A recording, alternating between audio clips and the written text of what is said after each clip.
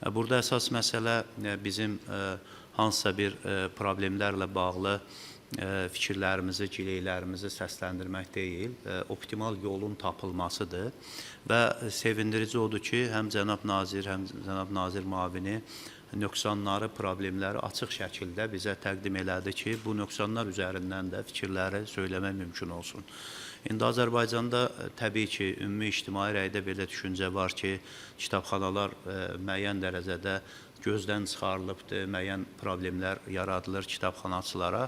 Amma kitaba, yəni birinci növbədə bu quruma, mədəniyyət qurumuna rəhbərlik edən bir şəxsin kitaba münasibəti əslində son illərdə Azərbaycanda artan kitab sərgiləri, beynəlxalq kitab sərgilərində təmsilçilik, eyni zamanda müəlliflərin kitablarının yüksək bir məbləğ dövlət vəsaiti ödəyərək alınması, yəni onların həm də müəyyən dərəcədə maddi təminatına köməklik edilməsi istiqamətində görülən işlər göstərir ki, kitaba laqeydlik yoxdur, kitabxanaya laqeydlik yoxdur. Sadəcə müasir dövrün çağırışlarına uyğun olaraq optimallaşma axtarışları var və bu axtarışlarda da hər kəs öz sözünü deməlidir. Bu istiqamətdə mən bir şeyi qeyd eləmək istəyirəm. Milli Məclisin hörmətli sədri Sahibə xanım Qafarovanın dəstəyi ilə o zaman biz kitab nəşri üzərində 18%lik əlavə dəyər vergisinin ortadan qaldırılmasını millət vəkillərinin hamısının dəstəyi ilə təmin etməklə həm də kitab bazarında müəyyən yüngülləşməni rahatlıqla kitab sənayesində fəaliyyət göstərmə imkanlarını da yaratdıq. Və bugün bu tədbirdə də mən baxıram, ayrı-ayrı kitabxanaların təmsilçiləri iştirak, təkcə Mədəniyyət Nazirliyinin tabeliyində olan kitabxanalardan söhbət getmir. Akademiyanın çox gözəl bir, demək, Elmlər Akademiyasının kitabxanası, Bakı Dövlət Universitetinin kitabxanası, bizim Diplomat Akademiyasının, demək, kitabxanasında mən olmuşam. Demək olar ki, xarici nəşrlərin əksəriyyətini kitabxana öz vəsaiti hesabını almaqla kitabxananı xeyli zənginləşdiriblər. Ayrı-ayrı qurumların tabeliyində olan kitabxanalar var. Yəni, kitabxana yalnız Mədəniyyət Nazirliyinə aid ola biləcək bir infrastruktur yaxud da sahə deyil. Bu bütövlükdə Azərbaycan cəmiyyətinin bütün sahələrinə aiddir. Böyük, demək, dünya yazarı Borgesin maraqlı bir fikri var kitabxana haqqında. O gözləri görmürdü, hər şeyi müəyyən təxəyyül eləyirdi. Deyirdi ki, mən cənnəti kitabxana modelində təsəvvür eləyirəm. Amma bir çox yerlərdə bu kitabxanaya cənnət modelində baxış olmayanda, yəni cəmiyyətin baxışı olmayanda dövlət də bir çox məsələləri həyata keçirməkdə çətinlik çəkir. Məsələn, Azərbaycan cəmiyyətində kitaba, kitabxanaya, tələbat, ona mənəvi müəssisə kimi baxışın səviyyəsindən daha çox asılıdır məsələlər. Amma buna rağmen dövlət vətəndaşa, cəmiyyətə rağmen kitabxananı qorumaq missiyasının üzərinə götürübdür və bunu konstitusiyon borc kimi eləməlidir. Bir yerdə, bir kənddə bir tibb məntəqəsi, ora xəstə gələcək, gəlməyəcək, onu fərqinə varmadan o məntəqə saxlanmalıdır. Eyni şeydə kitaba aiddir. Tələbat olacaq, olmayacaq, onun elə bir vitrinin olması, onun bir lövhəsinin olması o ölkənin mədəni görüntüsü üçün olduqca vacibdir. Və bu tədricən biz bu tarixi aspektdə də buna baxanda çox ciddi bir bizimlə elə müqayisə olunan cəmiyyət eyni problemlərin yaşadığını görürük. Bir Amerikan yazarı Oliverin bir maraqlı bir kitabxananın sirli dünyası adlı bir maraqlı bir əsəri vardı. Bir-iki il öncə oxumuşdum. Orada bir verir ki, 1986-cı ilin 29 aprelində Los Angelesdə Xalq Kitabxanası yandı və orada 1 milyondan artıq kitab və çox sayda da dəyərli avadanlıqlar sıradan çıxdı. Və 30 apreldə New York Times demək qəzetində bu 14-cü səhifədən cəmi 10 cümləlik yazı ilə verildi. Amma ondan əvvəl dünya siyasətinə aid olan məsələlər verildi. Yəni, bir kitabxananın yanması orada gileylənir ki, Amerika cəmiyyətində belə bu qədər arzulanan rezonansı doğurmuyubdur. Və o baxımdan da biz bu istiqamətdə, yəni təkliflərimizi hesab edirəm ki, səsləndirməliyik, fikirlərimizi söyləməliyik və burada da əsas məsələ mən hesab edirəm ki, indi xüsusilə də təcrübəli kitabxanaçıları narahat edən məsələlərin üzərinə gəlmək istəyirəm. Burada Fərid mənim də qeyd elədi, ixtisasca çox az faiz, 7% səhv eləmirəmsə, ali təhsilli kitabxanaçı demək fəaliyyət göstərir və bu da olduqca az rəqəmdir. Məncə kitabxanaya biraz diplom üzərindən baxmaq doğru deyil. Yəni kitabxanaçı ixtisası ilə kiminsə kitabxanada fəaliyyət göstərməsi ixtisası ilə anlayışı ilə baxmaq doğru deyil.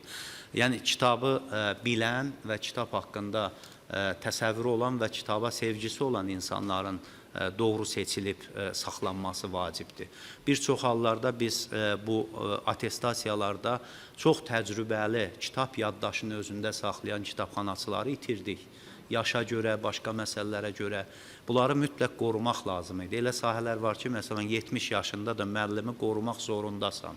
O müəllimi itirmək məktəbin potensialını, keyfiyyətini itirmək deməkdir. O baxımdan mən hesab edirəm ki, birinci növbədə biz hansısa bir sertifikasiya yaxud da hansısa bir tədbir keçirəndə birinci infrastrukturun və keyfiyyətinin sertifikatını keçirməliyik. Birinci onu müəyyən eləməliyik ki, burada gerçəkdən işləyən kompüterlər yetərincədirmi? Burada binanın şəraiti burada qeyd olundu, 80% binalar uyğunsuz vəziyyətdə. Mən tam ona görə rahatlıqla bunu çıxışı eləyəndə söyləyə bilirəm ki, Ələtdən Pirallahıya qədər bütün kitabxanaların hamısında bəlkə olmuşam, bir-ikisi istisna olaraq və sisovulların gəzişdiyi, deyək ki, yer döşəmələrin sıradan çıxdığı bir 30 ilin, 40 ilin, 50 ilin problemidir da. Bu, yəni bugünün problemi deyil.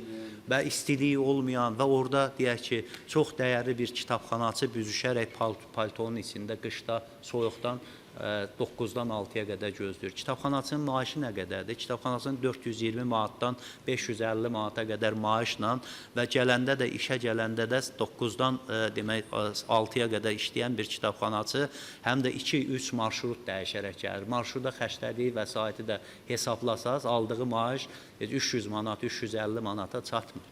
Və belə bir vəziyyətdə hətta gənclərin belə bu maaşla kitabxanaya cəlb olunması mümkün deyil.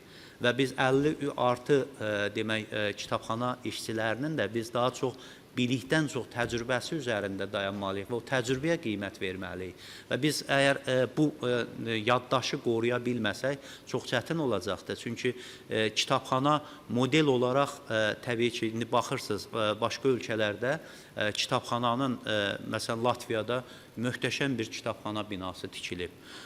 Başqa ölkələrdə də yenidən ona qayıdış var.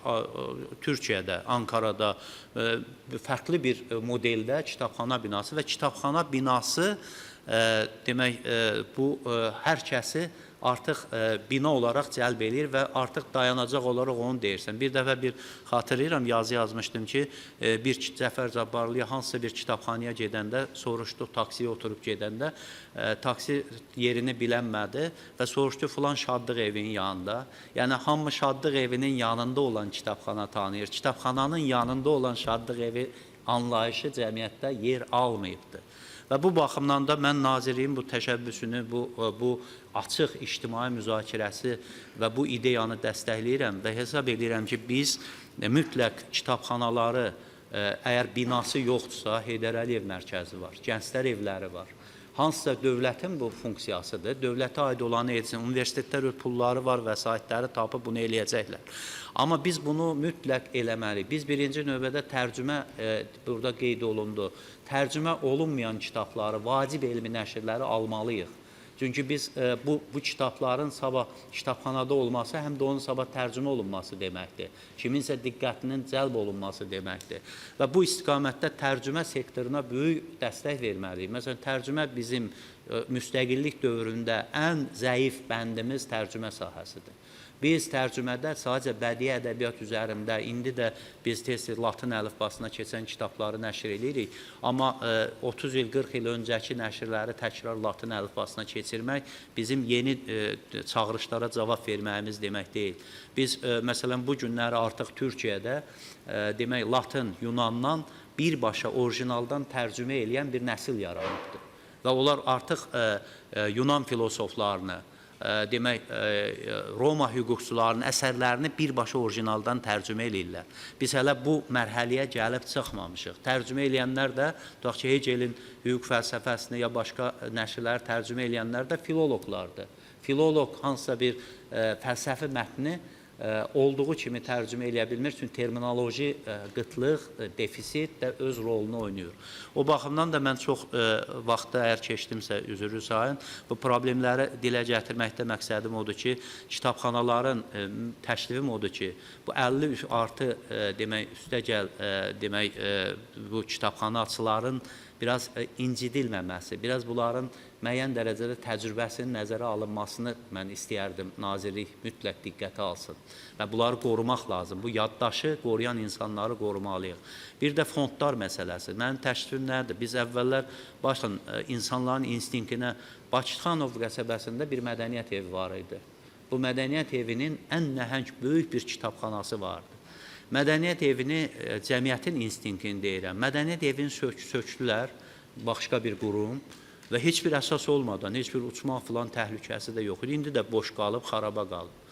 Və onun kitabxanasının necə dağıldığını mən müşahidə elədim. Biz buna yol verməməliyik, cəmiyyət buna yol verməməlidir ki, kitabxananın hətta Sovet dövründən qalan kitabların bir fond olaraq hamısının yığılıb ayrıca binada, ayrıca bir mərkəzdə toplanması olduqca vacibdir.